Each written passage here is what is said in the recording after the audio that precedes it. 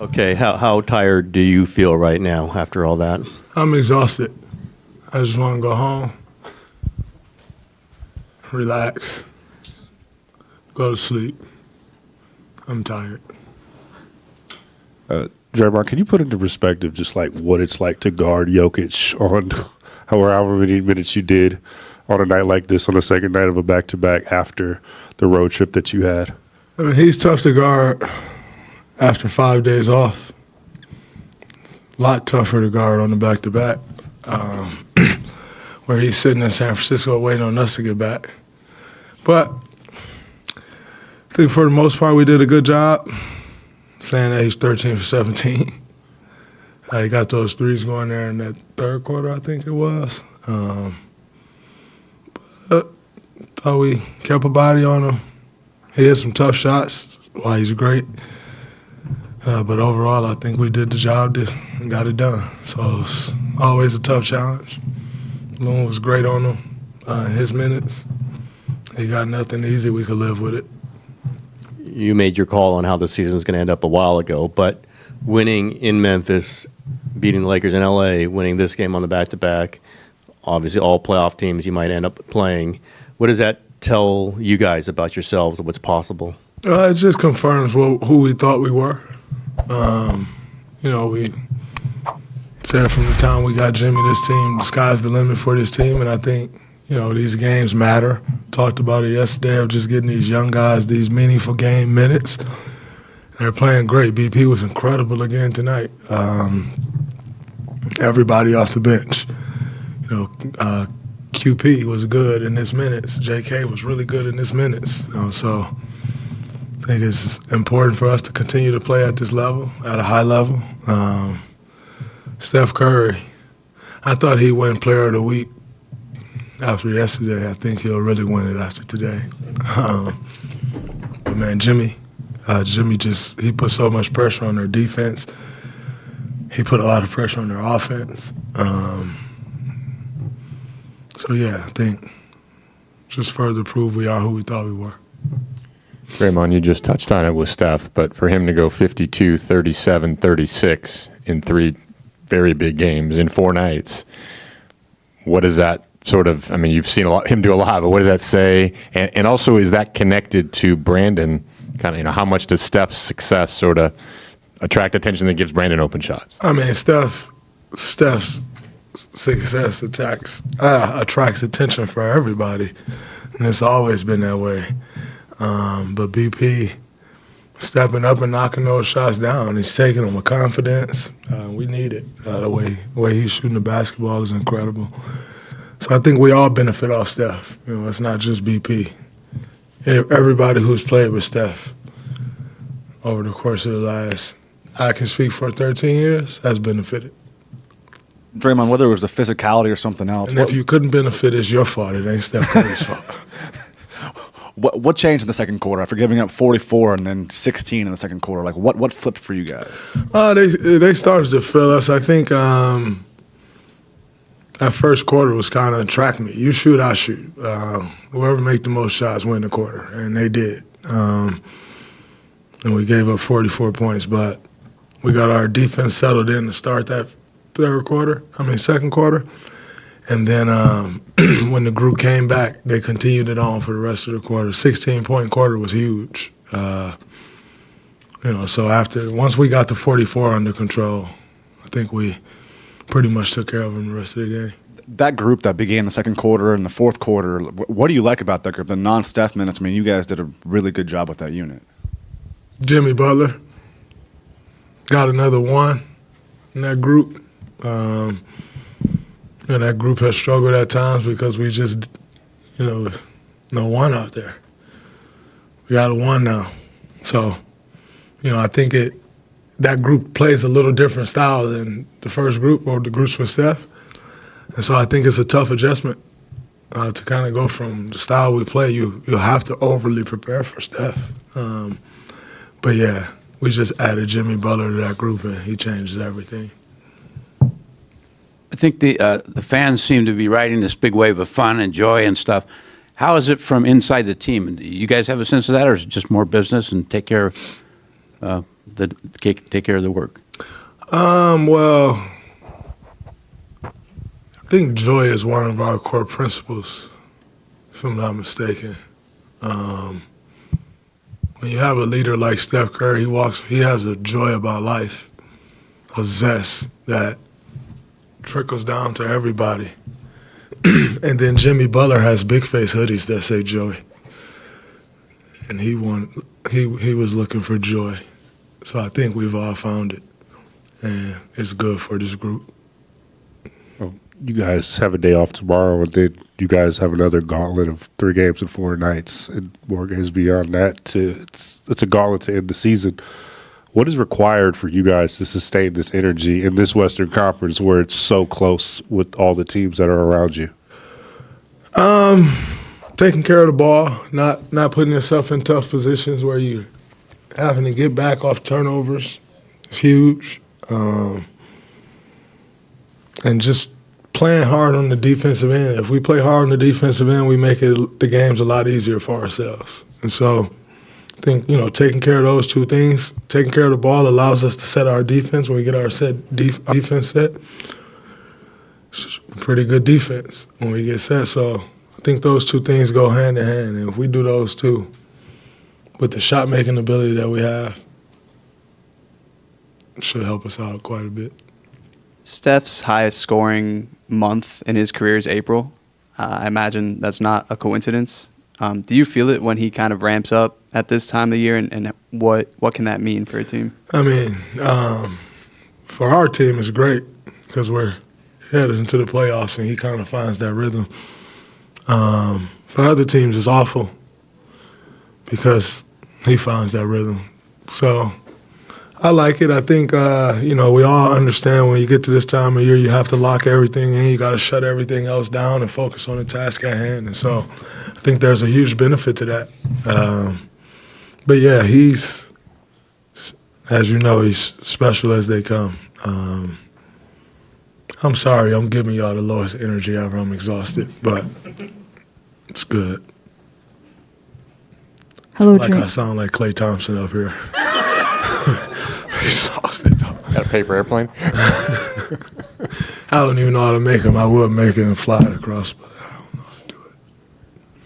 Hello, Draymond. You said you've been exhausted, but as an athlete, you seem like burning your life, your energy on the court. How much you enjoy your state recently? You're wanted to pursue another DPOY, so how's that kind of? It just gives you something to play for. Makes every game more important, which is great for us at this time. But I've been a goal setter my whole life. When you set goals, do everything you can to reach them. And so, but in saying that, I want to win. And I think, the first time we spoke about Defensive Player of the Year, I think my statement was something along the lines of, if we win, that gives you the opportunity. And we're doing that. So the most important thing to me is and will always be winning. I hate to lose. So most of my effort, all of my effort goes towards winning the game, and defense is a byproduct of just trying to win the game. Draymond, you kind of touched on this with Danny's question about Steph in April, but he's talked about wanting to play meaningful basketball. When Steph gets a chance to play meaningful basketball like this week, what do you see in it? I mean, obviously he still has that joy, but is there a different look in his eyes? Is there a different focus? How do you know he's sort of climbed to that next level? There is a completely different focus, and you see the focus everywhere, though. Like, it's not just once he steps on the court in the game. It's in his practice, in his workouts. It's, he on the phones talking. We need to do this. We need to look at some things like this. He's suggesting substitution patterns. Like, he's just all the way in, and he gets into the weeds around this time. And so, we try to keep him out of the weeds all year because it can be a bit exhausting. But he kind of knows when it's time for him to get in the weeds, and he is right now. You saw Guy come back late in that game. He went to Steve like, Guy need to be in right now. And so he just locks in on a totally different level about way more things than just the game, and I think, or his offense, I should say, not the game. It's all a part of the game, but his offensive side of the ball. He's suggesting defensive adjustments and all these, like he just gets way more into it. And then obviously you can see the look in his eyes. Some of those shots he take, like he's just trying to wait for everybody to clear out so he can get a shot off. So yeah, I can see it from a mile away. Does he call you? Yes. He told me I.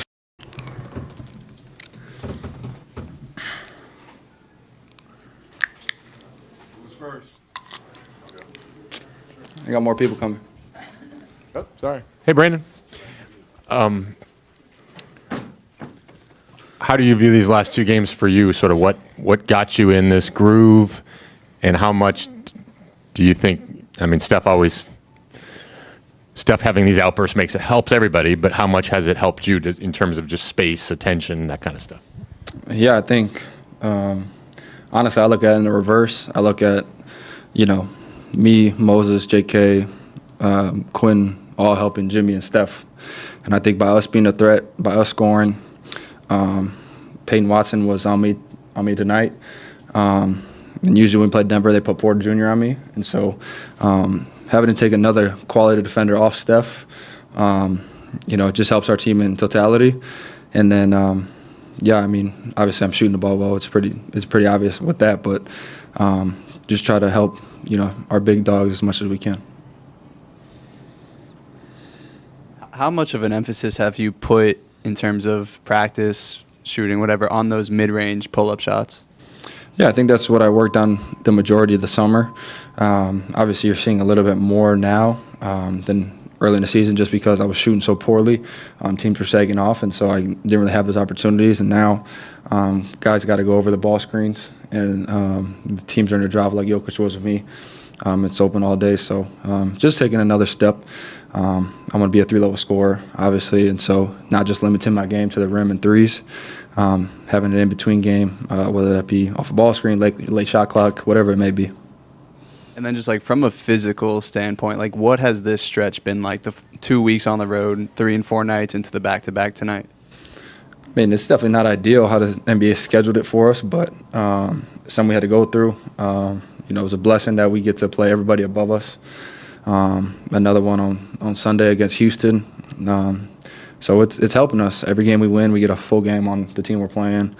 And like I said earlier, we're just trying to get as high as we can and see what seed we can get to. And just one by one, how can we win that game? So you guys forced 25 turnovers. How much do you like enjoying the ball pressure? Yeah, I think Draymond set a tone with Jokic. I think just did a good job of, ball pressure. Obviously, Jokic is one of the best in the world, so he's going to get his points. But how can we limit others? Porter Jr. got off to a hot start, and we kind of cooled it off second half. But we just kind of took, everybody else out the game. I think last time they were here, Gordon really hurt us. Westbrook really hurt us. And so not letting the other guys really get going, I think he really helped us. Paul, do you know what it's like to take a charge? What did you think about Steph taking 2, especially with a sore backside? Yeah, I mean, it gets me hyped for sure. I think that's what impresses me the most, just about our team and how everyone's just buying into just winning. And it's, become part of our culture. And to see guys kind of do what I'm known for is pretty exciting. And obviously, like you said, Steph's backside is hurt, and him laying all the line, meaningful games, and he's making meaningful plays. When you're caught on a switch defensively on Jokic, on the perimeter or in the post, I think it happened at least once tonight. What is the goal? Like, what can you try to do in that situation? I think it's just affect his vision. Obviously, when he gets a small, he's smart enough to know that someone else is going to come help me. And so, he's so smart where he's almost baiting you into come helping, and then he's going to find the open man. And so it's just, can I keep him in front of me? Try not to give it as much ground as I can and just force a tough shot. We actually rather have him shooting the shots than him spraying to other guys or them getting dunks. And I think that's what we did for the most part, especially in the second half. Steve said pregame that he does check the standings every day and see who's playing the next day to see what movement might happen. How much do you check it? I mean, it's so, even for the West, which has been jammed for a few years, this is unusual to have 6 teams this close. How much do you monitor it? Every day. I think we all do. We're all sports junkies. We all want to, get the highest we can. And 3 through 8th is separate, I think, 2.5 games. And so even last night, if we would have lost, we would have dropped to 8, which is crazy from 5. But we all check it every day, and we know how important these games are. But like I said earlier, it's a blessing because we get to get a full game on everybody we play. And Steve also pointed out that you guys win 4 of the last 5, you're guaranteed to stay out of the play-in. You're somewhere in the top 6. How much does that matter, to, as crazy as this is, to know you have some control over where you end up now? I mean, that's the whole goal. You want everything to be in your hands and not have to rely on other teams to lose, but to control our own destiny. And if we can just win one game at a time, I think, we're showing the whole league that no matter who we play, if it's a back-to-back, if it's home or it's away, that we can figure out a way to win a game, and that's what matters when it comes to playoffs. And when's the last time you had this much confidence in your shot? I was just sort of watching your demeanor, your expression as you shot in warm-ups and during the game. I mean, it seems like the confidence matches the results. Or Probably Santa Clara or in high school. I talked to some vets not on our team, and I think they told me that the whole goal, when you want to be the best you can be, it's really feeling like you play in high school, because everybody's the best player on their high school team. And when you can get to that spot mentally where you feel like you're in high school again, it's just everything's just free flowing. That's what you see the best do. All the All-Stars, all the Hall of Fame guys, they're playing like they did in high school. Their tapes from high school to the NBA's almost mirror each other. And so when you get to that level mentally, and then obviously all the work you put in with it, just sets you up for success. what was your best game in high school? Scoring, 50, 55, yeah.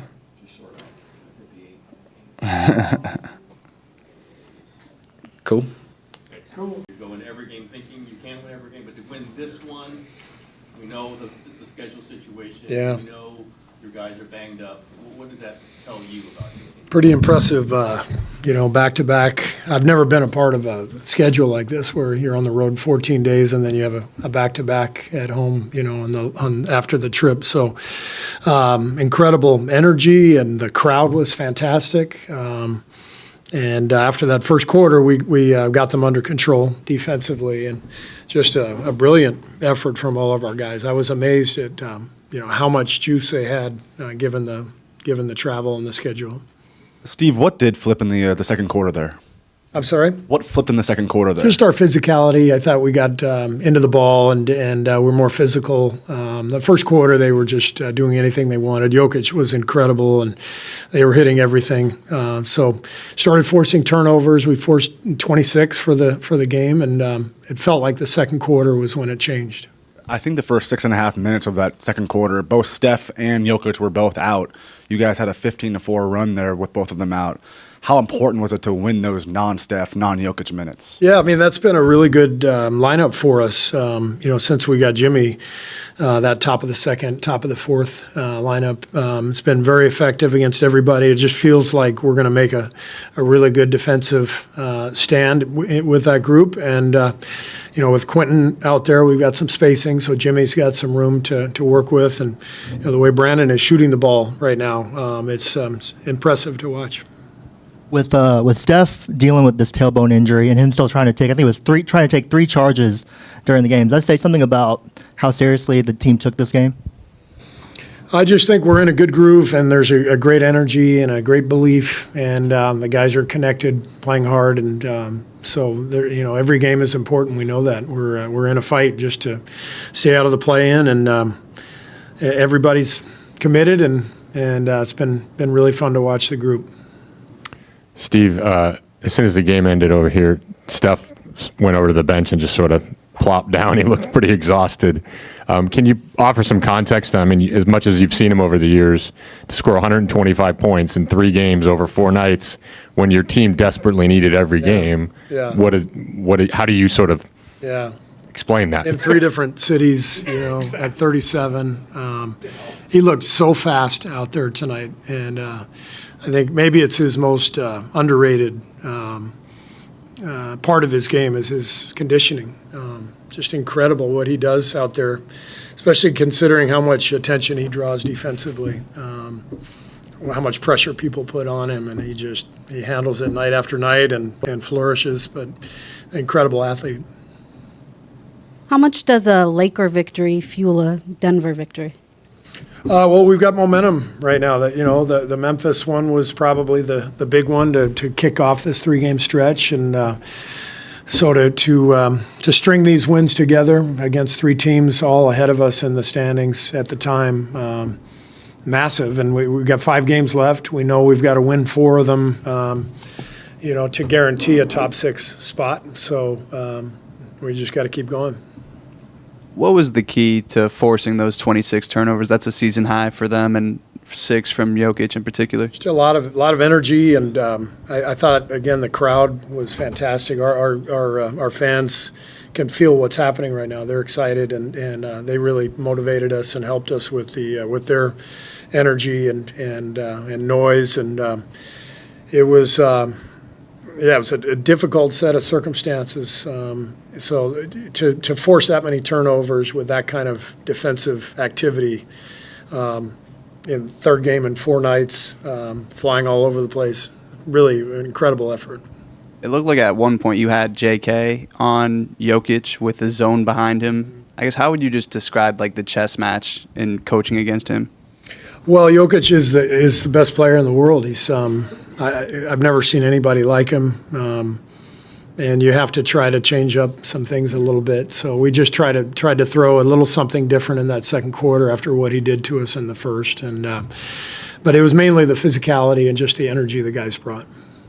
Steve, was there any pregame conversation about Steph and Jimmy and what happened in terms of they're being cleared, and how did you feel about them being on the court early? We Rick and I talked on the plane last night. We were discussing, whether they needed a break, given the schedule, given Jimmy's injury. We talked with those guys today. Draymond, Steph, Jimmy. They were all adamant. They were feeling good, ready to go. Big game. So, the decision was an easy one. So you didn't try and talk either one of them out of it? Hell no. If it was mid-season, we might have tried to talk them out of it. But, it's a huge game, and they felt good, so we were ready to go. So, Steve, does that carry through till Sunday and pedal down these guys if likely that they're all going to play? Say that again. Since Sunday? all 3 guys play Sunday, but play the rest of the way. You think? Yeah. I mean, we've got everybody's winning right behind us and in front of us, and so we can't stop. And they got tomorrow off, and I got a big day planned. Tomorrow on my off day with my 1988 Arizona Wildcat. Yeah. You might need some rest. They're all right behind you, Tim. I mean, just so you know. Does this remind you of any other close of a season you've had? Maybe whether it's a championship year or not. I mean, just this kind of momentum building. This much momentum building to finish a season. I haven't really thought about it, but it's so clear that this all started with the trade for Jimmy and the belief that the team has built and what Jimmy has brought. And it was basically a new season when we traded for him. And our guys are responding. And a lot of good stuff ahead, but, we've got to keep going. What do you think sparked Brandon these last 2 nights? And if you take a step back and think about his struggles early in the season, to see him score 28 and 26 in these big games, and how much does Steph being in a groove sort of play, the 2 of them together? I think Brandon is probably the biggest beneficiary of the Jimmy trade. They have a really good connection together. Jimmy makes everybody better, but he's especially making Brandon better. I don't know what his numbers are since the trade. Raymond would know if he did his homework and worked on stats and stuff, but he's been slacking here, as we know. So you maybe find somebody who can get you those numbers. No, Brandon is he's just playing with the confidence that comes with second year, starting 30-plus minutes every night. Shot's not always going to be there, but it's going to be consistent over time. The way he's playing, the way he feels, he's a big-time player. Why do you think Jimmy's having more of an effect on him? Because Jimmy makes the right play every single time. He draws attention. He never turns it over. They have a great connection, little 2-man game, and they find each other, and the game flows. The game really flows with those 2 out there, and So it's, yeah, I mean, this game, I talk about it all the time. It's a puzzle. It's 5-man puzzle, and we've found a really good starting group. I think they're like 14-0 or something. So we found something that's working and it's clicking, and the guys are playing with the resulting confidence. Stephen Curry and the Warriors keep rolling with a victory over the Nuggets. The Golden State Warriors are on fire, securing their 5th consecutive win with a decisive 118-104 victory against the Denver Nuggets at the Chase Center on Friday night. Stephen Curry dazzled the crowd, scoring a game-high 36 points, including 7 three-pointers.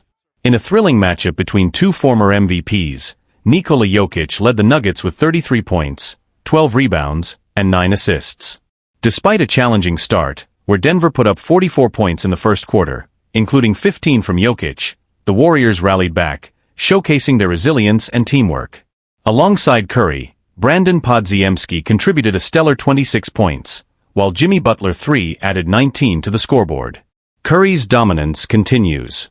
Curry entered the game with an impressive average of 41.6 points per game in April, and he kept the momentum going, surpassing 30 points for the 3rd straight game.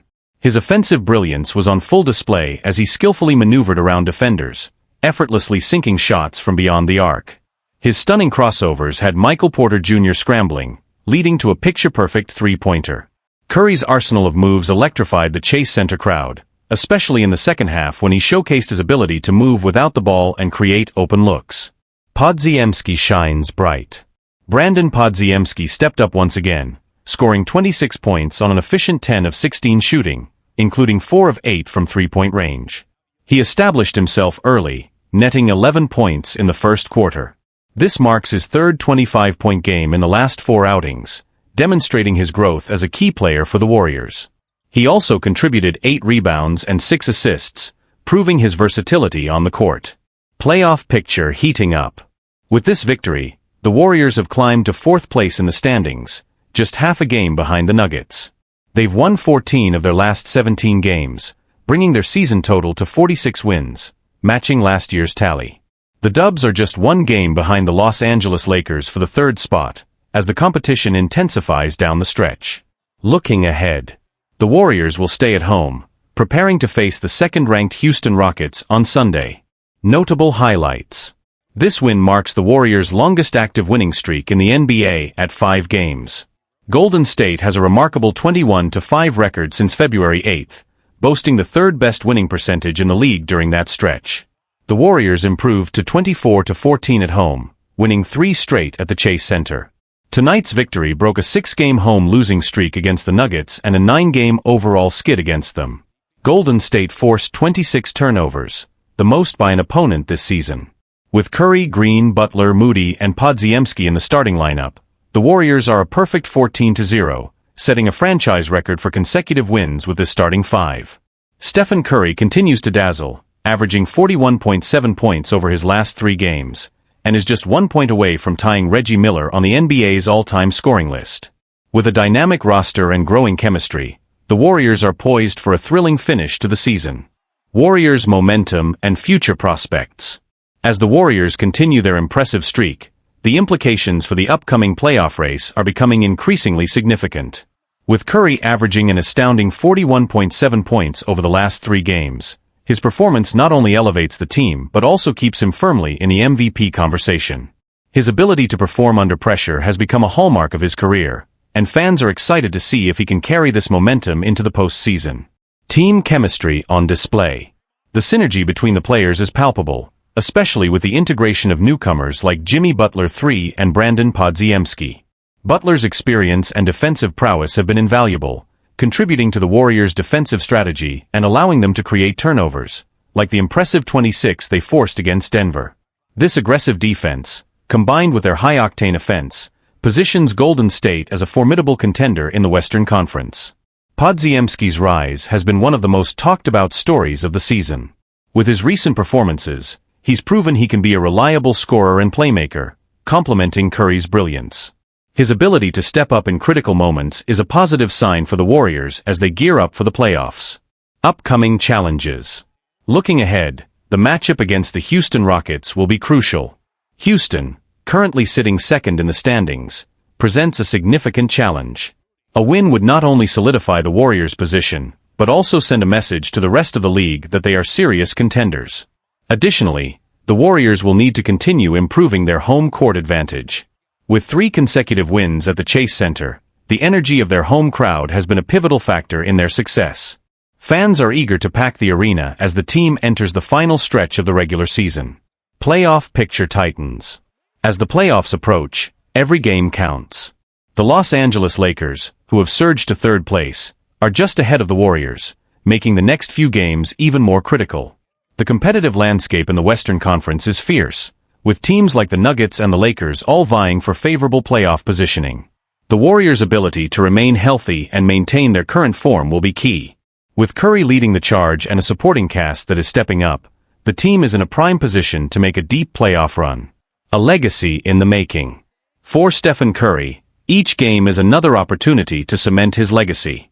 As he edges closer to milestones like surpassing Reggie Miller, the narrative surrounding his career continues to evolve. Fans and analysts alike are already speculating how far he can take this team and what this playoff run might mean for his legacy among the greats in NBA history. In conclusion, the Warriors are not just riding a wave of momentum, they are on a mission. With their sights set on the playoffs, every game becomes a statement of intent. As they prepare to face the Rockets, the excitement is palpable, both for the team and for the fans who believe that this season could be one for the ages.